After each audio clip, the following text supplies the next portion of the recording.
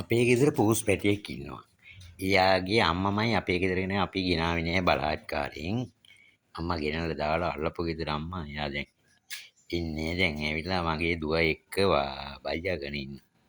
නකුට හැබැයි එයා පුදි නකුට වනනවා දුවගේ කකුල් දෙක අස්සේ පේන. එයා ඇවිල්ලා එයා තියෙන විදිහට පුදියාගෙන ඉන්න. හරිම හුරතල්. අර නම නම් එයාගේ ලියෝ කියලා තමයි දාලා තියෙන්නේ. එයාට ඉන්ජෙක්ෂන් ගහන්න එන පසුවැද්ද නිලධාරිතුමත් ඇවිල්ලා එන ආදරේ. එයා හරි කරුණාවන්ත එක්කනේ. එයාගේ වැඩ ටිකක් පෙන්වන්න ඕනේ ඉස්සරහට. දැන් පුදියාගෙන වාගේ හොරා ඉන්නේ. අර පූස් පැටියා හොරා වගේ ඉන්නේ.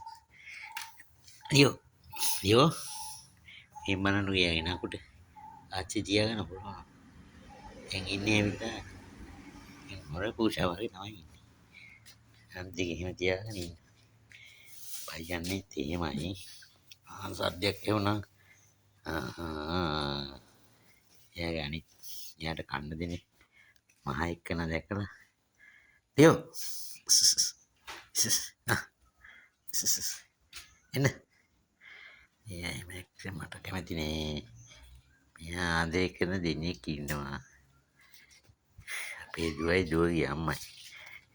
මට ආදරය කරන්නේ කුකුල් මන් චුට්ටක් ගෙනවොත් විතරයි.